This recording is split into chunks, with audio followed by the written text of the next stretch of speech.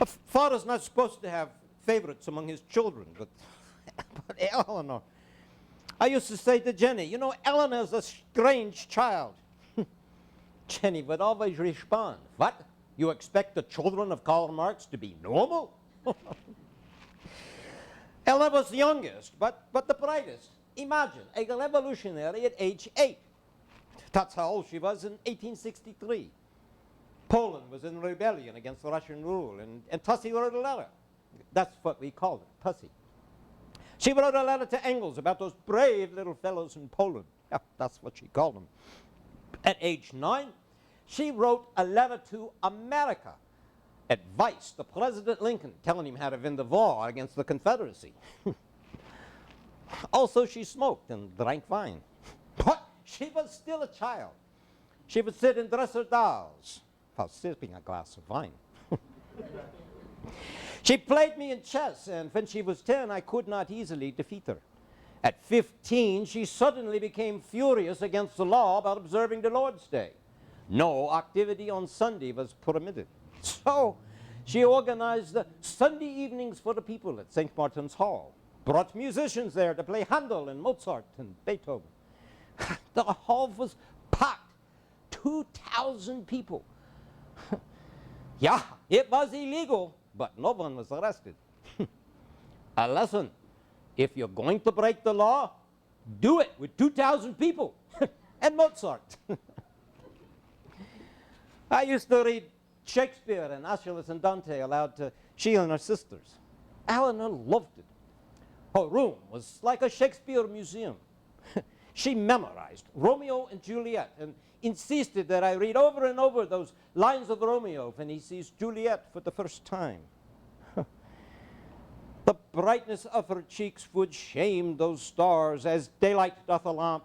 Her eyes in heaven would through that airy region stream so bright that birds would sing and think it were not night.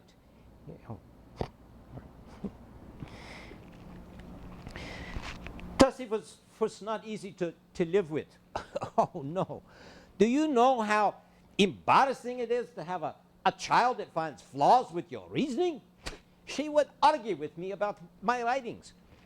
For instance, my essay on the Jewish question, not easy to understand, I admit. Well, Eleanor read it and immediately challenged me. Why do you single out the Jews as the representatives of capitalism? They're not the only ones that are poisoned by commerce and greed. Well, I tried to explain to her that I wasn't singling out the Jews, just using them as a vivid example. Her answer was to start wearing a Jewish star. I am a Jew, she announced. What could I say? I just shrugged my shoulders.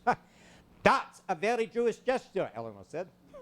She could be very annoying. Tussie knew that my father had converted to Christianity. I mean, it wasn't practical to be a Jew in Germany.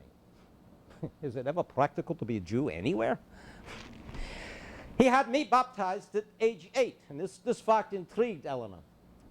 She said, Moore, that's what my family called me, Moore, I know you were baptized, but you were first circumcised, weren't you? Oh, God, nothing embarrassed that girl. At times like these, she could be impossible. Listen to this. Next to her Jewish star, she wore a crucifix. No, she was not enamored with Christianity, but with the Irish and their rebellion against England. Tussie learned of the Irish struggles from Lizzie Burns, Engels' love. Lizzie was a mill girl who couldn't read. Engels spoke 9 languages. You might think that this would make it hard for them to communicate, but they loved one another.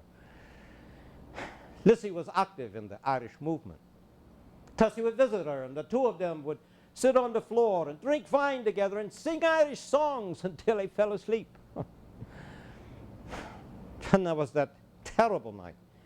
The night the English government hung 2 young Irishmen right there in Soho with a drunken crowd cheering. Yeah, the genteel English with their afternoon tea and their public hangings. Well, I understand you don't hang people anymore. You just gas them or inject poison into their veins or use electricity to burn them to death. Yeah, much more civilized. Yeah, the English government hung two young Irishmen who wanted nothing but freedom. Eleanor wept and wept.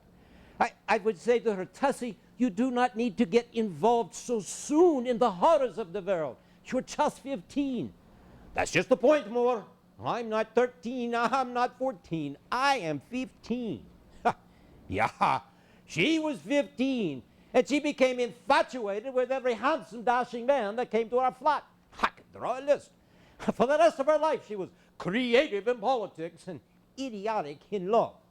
She was enamored with the hero of the Paris Commune, Lissagre. Well, at least he was a Frenchman. Jennison's fellow was English.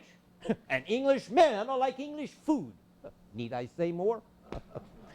And then Lafarge, Laura's lover. His public displays of ardor were absurd. He would put his hand on her ass in public as if it was the most natural thing. Jenny defended him. She said, oh, well, it's his Creole background. You know his family moved to Paris from Cuba? As if in Cuba everyone went around with their hand on somebody's ass.